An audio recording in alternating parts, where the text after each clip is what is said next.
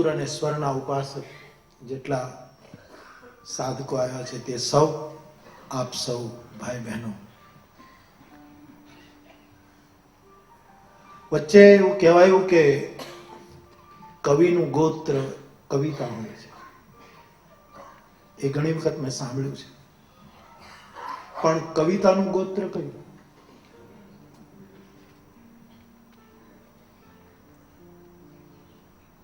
અંકિત સંચાલક છે, સર્જક છે, સંપાદક છે. આપણે પ્રાર્થના કરીએ કે વધારે ને વધારે ઊંડો સંશોધક પણ બને. કવિતાનું ગોત્ર કયું? બા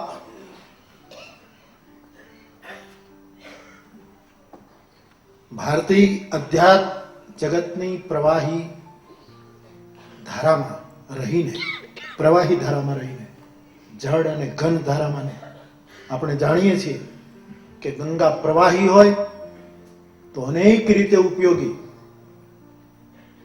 મેલ ધોવે, આપણને સ્નાનથી પવિત્ર કરે, શ્રદ્ધા જગતમાં પાપ ધોવે, સિંચાઈ કરે. પણ એ જ ગંગાજળનો જો બરફ થઈ જાય અને બરફ લઈને કપડા ઉપર ઘસો તો કપડું બગાડી નાખે છે. કોઈ પણ વિચારધારા જયારે પ્રવાહીમાંથી ઘન બને છે ત્યારે ઘણી પરંપરા બગડતી હોય છે. એટલે આપણી આખી અધ્યાત્મ જગતની જે પરંપરા, એમાં 3 આદિ કવિ જગતે સ્વીકારવું જ રહ્યું. એક જેનો કમલમાંથી જન્મ થયો છે એ પિતામહ બ્રહ્મા, જેને શાસ્ત્રકારોએ ભારતીય અધ્યાત્મ જગતે કવિ કહ્યા છે, જેનું ઉદ્ગમ સ્થાન કમલ છે. બીજો કવિ દ્વીપમાં પ્રગટ્યો, બેટમાં પ્રગટ્યો, જેને આપણે કૃષ્ણ દ્વૈપાયન કહીએ, એ બીજો આદિ કવિ. અને ત્રીજો આદિ કવિ એક રાફડામાં પકડ્યો, એક વલ્મીકમાંથી, જેને આપણે વાલ્મીકી કહીએ. મને એવું લાગે છે કે કમળમાંથી પ્રગટે એ કવિ આદિ કવિ, એટલે કે અસંગતામાંથી પ્રગટ્યો. દ્વીપમાંથી હમણાં પરેશભાઈ માટે પણ કહેવાયું કે કોઈ દ્વીપ શબ્દ, બેટ શબ્દ વપરાયો અને અસંગતા શબ્દ વપરાયો. અહીંયા દ્વીપમાંથી જે પ્રગટે એ એકાંતમાંથી પ્રગટે. ચારે બાજુ જળબંબાકાર હોય અને વચ્ચે ક્યાંક ટાપુમાં બેઠેલો એક એકાંત શંકરાચાર્ય એની રીતે સંસ્કૃતના એક જબરદસ્ત કવિ એકાંતે સુખમાસ્યતામ આમ કહીને જે ઘોષણા કરે.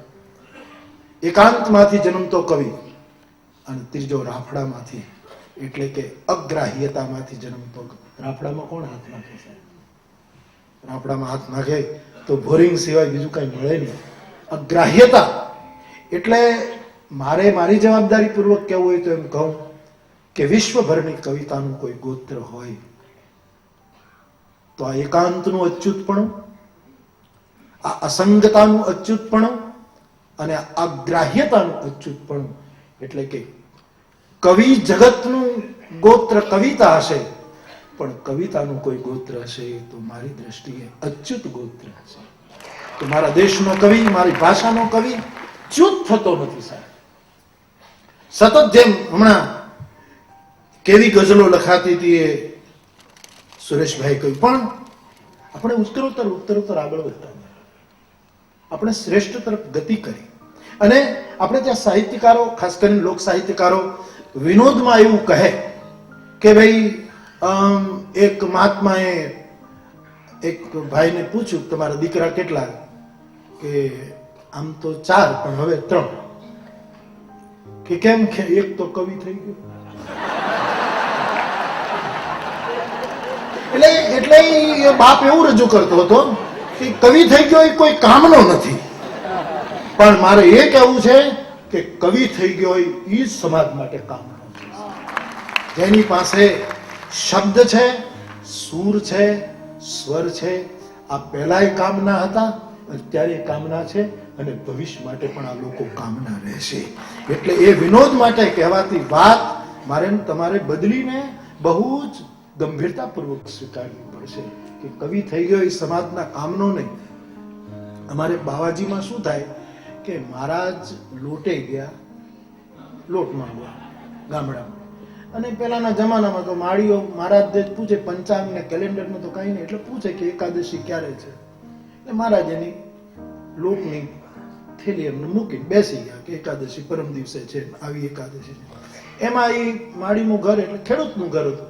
એમાં એનો એક બળદ આવીને મહારાજની જે લોટની થેલી હતી એમાં મોઢું નાખીને લોટ ખાઈ ગયો. મહારાજે જયારે જોયું ત્યારે પોક મૂકીને રડ્યો. પછી ડોશીમાં કહે કે એક ગુણ બાજરો દળાવીને લોટ તને આપું, પણ તું રોવાનું બંધ કર. કે હું મારા માટે નથી રોતો. કેમ કે હવે આ બળદ કામ નહીં કર્યું.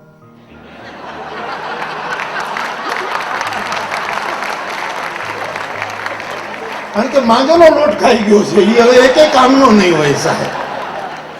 એવું નથી સાહેબ. માથું કરીને લોટ ખાય એ બળદ એટલો કામનો હોય કે શંકરના દેવળનો નંદી બની શકે. એમ જે સમાજમાં એમ કહેવાયું હાસ્ય માટે કે કવિ કોઈ કામનો નહીં, એવું નથી. ત્રણેય કાળમાં, ભૂત, ભવિષ્ય અને વર્તમાનમાં, ત્રણેય લોકમાં જે રીતે ત્રણ લોકની ગણતરી, ત્યાં કવિની જરૂરત છે. કારણ કે એનું ગોત્ર અચ્યુત છે, એ ચ્યુત તત્વ. અને અચ્યુત ગોત્ર કૃષ્ણ જેવા ગીતાનું સર્જન કરનાર, એક ગીતાના છંદોનું સર્જન કરનાર કવિનું ગોત્ર તે અચ્યુત ગોત્ર છે.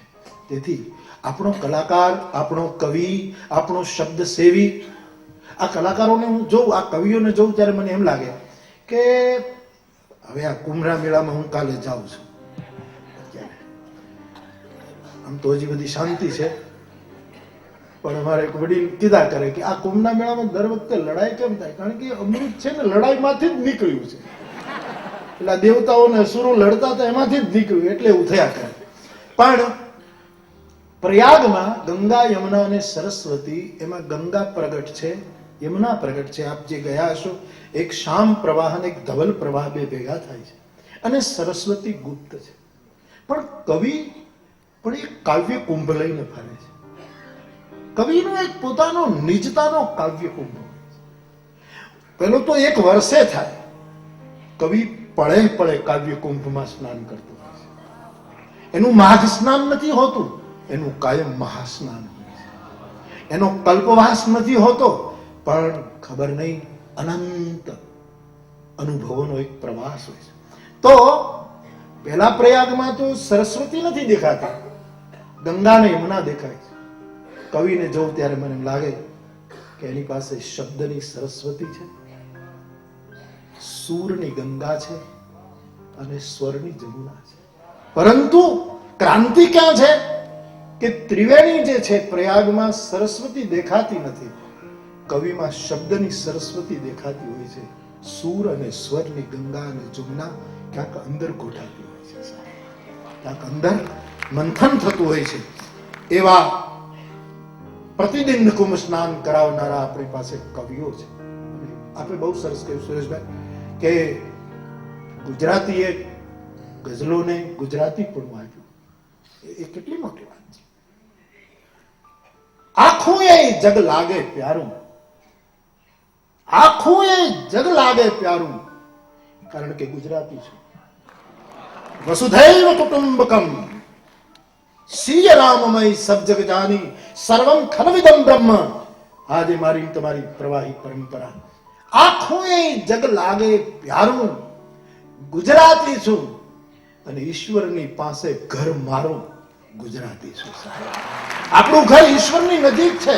સોમનાથના પાડોશી છીએ, દ્વારકાધીશના આપણે પાડોશી છીએ સાહેબ. ઈશ્વરની પાસે આપણું ઘર છે, કારણ કે આપણે ગુજરાતી. આખું એ જગ લાગે પ્યારું, ગુજરાતી છું, ઈશ્વરની પાસે ઘર મારું ગુજરાતી છું. વિશેષણોના વન છે તારી આગળ પાછળ.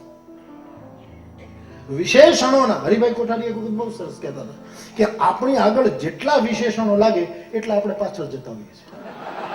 અને આ પાછળ જવાનો ધંધો કરવો હોય તો જ આગળના વિશેષણો બહુ સ્વીકારવા.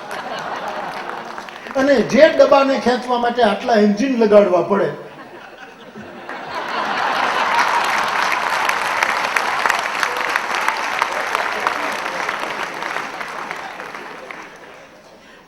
કઈ કઈ થાકી ગયો સમાજને. કથા લેવા આવે એટલે પહેલી શરત એક, મારે તો બીજી કઈ શરત હોય નહીં, પોથી લઈને જવાનું, પોથી લઈને આવવાનું, આ સિવાય મારે કોઈની સાથે લેવા દેવા નહીં, લેન દેન નહીં. પણ હું એક ખાસ કથાવાળાને કહું કે ભાઈ મારું નામ તમે લખો કે કથાકાર તરીકે ખાલી મોરારી બાપુ, એની આગળ મહેરબાની કરીને કાંઈ ન લખો. પણ વિશ્વ સંત, રાષ્ટ્રીય સંત, આંતરરાષ્ટ્રીય સંત, એટલે પણ તમારે કરવું છે શું મારું? અને આ સમાજ છે ને ચડાવી દેવામાં બહુ કુશળ છે, બહુ ચડાવી દેવામાં. અને આપણું જો આ બરાબર ન હોય તો વાર ન લાગે સાહેબ. વિશેષણોના વન છે તારી આગળ પાછળ, પણ મેં તો કહી દીધું પરબારું, કારણ કે ગુજરાતી છું. જેમ છે તેમ, જેમ છે એમ આર પાર વાત કરતો ગુજરાતી ભાષાનો આપણો કવિ. વિશેષણોના વન છે તારી આગળ પાછળ, મેં તો કહી દીધું પરબારું, ગુજરાતી છું.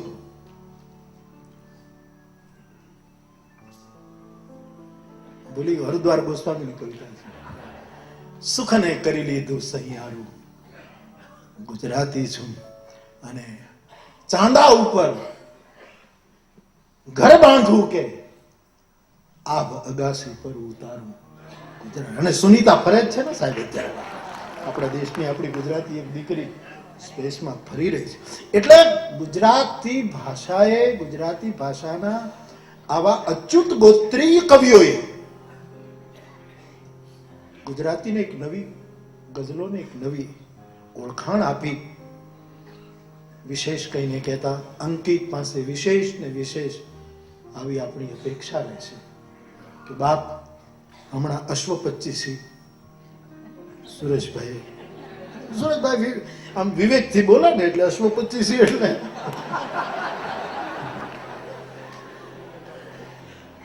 અશ્વ એટલે જે આપ જાણો છો. અને આપણે ત્યાં લગ્ન થવાના હોય ત્યારે એટલા માટે જ ઘોડાનો ઉપયોગ કરીએ છીએ કે વર ઘોડો અત્યાર સુધી માણસ હતો. સીધી વાત છે, તમે કરો ને ભાઈ સીધો છે. એટલે ભાઈ અત્યાર સુધી માણસ હતો, હવે એ વર અને ઘોડાને 4 પગ હોય, 2 હતા ને 2 આવ્યા.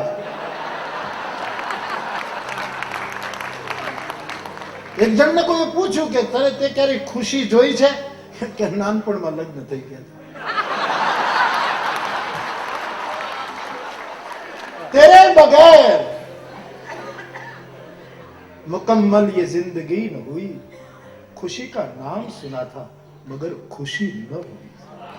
सुना था कि कोई खुशी है, खुशी है. तो ये अश्व 25 પણ અશ્વ 25 વિનોદમાં નથી. એ હોર્સ પાવર, એ શક્તિનું એક પ્રતીક છે. આપણી ભાષાનો એક જુવાન કવિ ગઝલ પૂર્વક આપણને મળી રહ્યો છે. ખબર નહીં હજી આપણને કેટલા કેટલા પૂર્વકી આપણને મળવા માટે થનગનતો હશે. આપણે એના સ્વાગત માટે તૈયાર રહીએ. મારી ખૂબ જ પ્રસન્નતા વ્યક્ત કરું છું. હું એમને જોઉં ત્યારે મને એમ થાય કે કાલ હું એમને જોતો હતો અંકિતને, અને આજ અંકિત કેટલો આમ એમણે મને એમ કીધું કે તમને આમ ત્રાસ આપવાનો કે તમને અહીંયા બોલાવવાનો મને દુઃખ થાય છે. મેં કીધું મને બહુ હરખ થાય છે યાર, મને આનંદ થાય છે કે હું અહીંયા આવી શક્યો.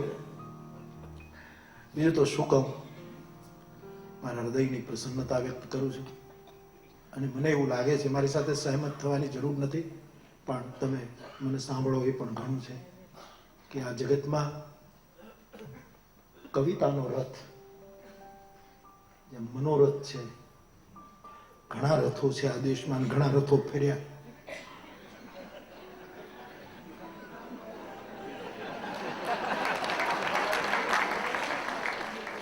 રામચરિતમાનસમાં એક બહુ જ અદભુત, ક્યારેક વાંચજો, ધર્મરથ છે સાહેબ. ચિંતન કરવા જેવો રથ છે રામાયણમાં કે વિજય હંમેશા ધર્મરથથી થાય. અને ધર્મ એટલે કેવલ હિન્દુ ધર્મ નહીં, ઇસ્લામ ધર્મ નહીં, ઈસાઈ ધર્મ નહીં, બૌદ્ધ ધર્મ નહીં, જૈન ધર્મ. ધર્મ એટલે ધર્મ. ધર્મ એક જ હોય, અનેક હોય જ નહીં. એક હોય અથવા તો એના માટે એક શબ્દ વાપરું એ ઓછો ના પાડતા કે ધર્મની આસ્થાથી એક મૂકો તો વળી કંઈક બીજું હશે એવું થાય ને. ધર્મ એટલે ધર્મ.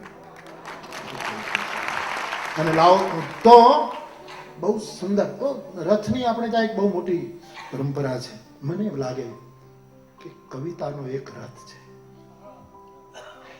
હવે એ રથ એવો છે મારી દ્રષ્ટિએ કે એમાં ઘોડા ન હોય તો ચાલે. ખેંચનારા નીકળશે સાહેબ, પોતાની કાંધ ઉપર ધૂસરી લઈને ખેંચશે. આટલા લોકો ભેગા થાય છે. શું બતાવે છે સાહેબ? આ પોતાના ખભા ઉપર કવિતાના રથની ધૂસરી લેવા તૈયાર થયેલો સમય. શું કામ આવે સાહેબ? આમાં નહીં કરે. આજે અંકિત તું બહુ ખબર નહીં તારું કે આ ગ્રહો કામ કરી કોઈ જ્યોતિષી જાણે, મને ખબર ન પડે જ્યોતિષમાં, પણ આટલા લોકો મુંબઈમાંથી આ લોકો આવ્યા છે આ કવિતાને પોતાના ખભા ઉપર લેવા માંગે છે. એટલે કવિતાના રથને ઘોડા ન હોય તો ચાલશે. મને એવું લાગે કે એના ઉપર ધજા ન હોય તોય ચાલશે. કવિતાને કોઈ ધજાની જરૂર નથી. કવિતા પોતે ધજા છે. એને કોઈ ધજાની, કોઈ એના માટે બીજું કોઈ ફરકાવે જરૂર નથી. કવિતાના રથને ઉપર છાપરું ન હોય તોય ચાલશે, પણ રથ હોય. હવે બાગડોળનો તો સવાલ જ નથી, કારણ કે ઘોડાની આપણે જરૂર નથી એમ મેં કહી દીધું, એટલે કઈ લગામની જરૂર નથી. પણ કોઈ પણ રથ માટે ચક્રો તો જરૂરી છે. પૈડ્યા ચક્રો બે હોય, અને ચક્રોની સાથે બહુ જ મહત્વની વસ્તુ છે, ઘરી જરૂરી છે. મને એમ લાગે છે આપણા દેશની કવિતા, આપણી ભાષાની કવિતા કેવલ દેશ પૂરતી આપણે સીમિત ન રહીએ, આખા વિશ્વની કવિતા. અને સુરેશભાઈએ તો આખી વિશ્વ કવિતાના આભા મંડળને ખોલ્યું છે સાહેબ. અને એવું ખોલ્યું કે એમાં કઈ રાહુ કેતુ નથી. આકાશમાં રાહુ કેતુ પાછા હોય, એ ખરે ટાઈમે ગ્રહણ ઉભા કરે. રાહુ કેતુ વગરનું એક વિશ્વ કવિતાનું નભમંડળ જે ખુલતું રહ્યું છે, એવી કવિતાના રથના બે ચક્રો મારી દ્રષ્ટિએ, હું બિલકુલ મારી જવાબદારી પૂર્વક કહું છું, આપ સાંભળો એટલું. એક ચક્ર છે વિચાર અને બીજું ચક્ર છે વિશ્વાસ. આપ માનશો મારી વાત કે વિચાર વગરની કોઈ કવિતા હોઈ શકે અને વિશ્વાસ વગરની કોઈ કવિતા હશે? મીરા સબરી જન્મ જન્મની ભૂખી. આ કયો સુરેશ દિલાલનો વિશ્વાસ બોલી રહ્યો છે સાહેબ? હા, કયો વિશ્વાસ? મંદિર સાથે પરણી, આપણે ત્યાં પરણવું શબ્દ આવે ને ત્યારે પેલો વિશ્વાસ જ પ્રગટ થાય છે. ઘૂંઘટામાં હોય છે સાહેબ, ખબર નથી કે વરરાજાનો હાથ છે, ગોર મહારાજનો હાથ છે સાહેબ. હોશિયાર ગોર મહારાજ પોતાનો હાથ પણ રાખી દેતો હોય છે સાહેબ. ગોર મહારાજનો કોઈ ભરોસો નહીં સાહેબ. પણ એને વિશ્વાસ છે કે મારા બાપે માંડવામાં બેસાડી છે, એ મારા હાથ જેનામાં આપે એ કોઈ વરજ હશે, કોઈ શ્રેષ્ઠ જ હશે. આવી રીતનું એક વિશ્વાસ. કોણ કવિ વિશ્વાસ વગરનો હોય છે? વિશ્વાસને લોકો અંધ કહે, હું કબૂલ કરું, પણ મારી દ્રષ્ટિએ ભવાની શંકરો વંદે શ્રદ્ધા વિશ્વાસ રૂપી.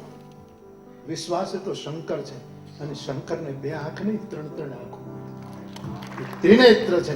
એટલું જ નહીં, શિવના પંચમુખની પરિકલ્પના શાસ્ત્રોએ કરી તો શંકરને 15 નેત્રો છે સાહેબ. એટલે વિશ્વાસ જેવો ભાળતો જણ કોઈ નથી. પણ વિશ્વાસ બહુ, હું લંડનમાં કથા કરતો હતો ને સ્ટેજ એવું કે આપણે બોલીએ એટલે આમ કાંઈ હાવ કાંઈ મૂર્તિની જેમ તો આપણે ના, બધાની બોલવાની આપણી રીત હોય ને, મારા ઘણા વખત હાવ હજડ જ બેઠા, એની શૈલી હોય છે. હવે આપણે બોલીએ એટલે હાથ આમ થાય. એમાં એક મિનિટે હેરોલેઝર સેન્ટરમાં તાળીઓના ગડગડાટ થાય. મેં કીધું હું એવું કઈ બોલ્યો નથી કે જેમાં તાળીઓ જોઈ. કઈ ખોટી તાળીઓ આપણને કેમ પાલવે સાહેબ? અને કોઈ કવિને ખોટી તાળીઓ પાલવવી ના જોઈએ. તાળીઓના ઉઘરાણા ન હોય સાહેબ. તાળીઓ તો હૃદયમાંથી નિષ્પન્ન થતા ઉડતા પંખીઓ છે. હૃદયમાંથી ઉડતા બે હાથના પંખીઓ છે. ઉઘરાણી ન હોય. ઉઘરાણી કોઈ વસ્તુની હોય જ નહીં સાહેબ. ઉઘરાણીમાં આનંદ જ ન આવે. તો 2 મિનિટ થઈને લોકો આખો હોય. મને એમ થાય કે એવું મેં કઈ ગાયું નથી પરસોત્તમભાઈ, મેં એવું કઈ ગાયું નથી, એવું કઈ સૂત્ર મૂક્યું નથી, એવું કઈ ના. આ બધા તાળીઓ કેમ પાડે? વળી 3 મિનિટ થાય ને વળી આ બિલકુલ બનેલી ઘટના. પછી મને ખબર પડી કે હું બોલું સ્ટેજ અને પાછળ હનુમાનજીનો ફોટો, એના ઉપરથી ફૂલ પડે અને લોકો એમ માને કે હનુમાનજી જાગૃત થયા. આવા વિશ્વાસની દેશને જરૂર નથી.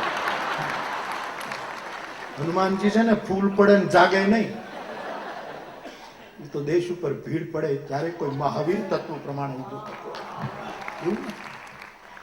લોકો એવું માને. લોકોનો વિશ્વાસ આમ જુદી. હું બોલવાનું મને પોતાનો અનુભવ છે. બોલતા બોલતા ક્યારેક આપણે એમ બોલીએ કે પછી સવાર પડ્યું અને સૂરજ ઉગ્યો. હવે સૂરજ ઉગ્યામાં આમ હાથ ઊંચો થઈ જાય, આમ હાથ ઊંચો થઈ જાય કે નક્કી નહીં. હવે એ દિશા પૂર્વ ન હોય દિલીપભાઈ. જવાબદારી કોની સાહેબ? હવે એ દિશા પૂર્વની નથી. આપણે બોલ્યા પછી સૂરજ ઉગ્યો, પણ એવા વિશ્વાસુ શ્રોતા બેઠા હોય કે એમાં એક જણો એમ બોલે જરા વિતર્કી હોય કે બાપુ કથા બરાબર કરે પણ દિશાનું ભાન નથી, કે પૂરબ કયું પશ્ચિમ કયું, આ બાજુ પૂરબ નથી આ દક્ષિણ છે. આટલી એટલે બાજુનો વિશ્વાસ વાળો શું કહે કે ક્યારેક એ બાજુ ઉગ્યો હોય ને તો જ બાપુ બોલો.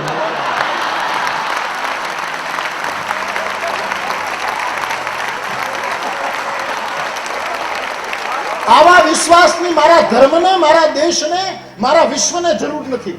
આવા વિશ્વાસ વિચારનું ચક્ર ફરતું રહેવું જોઈએ. એની સાથે વિશ્વાસ પણ ગતિશીલ હોવો જોઈએ, પરંતુ એની ધરી વિવેકની હોવી જોઈએ. જે વિવેક સાથે વિચાર જોડાયો છે અને જે વિવેક સાથે વિશ્વાસ જોડાયો છે, એ મારી દ્રષ્ટિએ મારા દેશની કવિતાનો રથ છે. અને એ રથ ચરે વહેતી ચરે વહેતી ચરે વહેતી ચાલતો રહે. અને છેલ્લે એટલું જ કહીશ,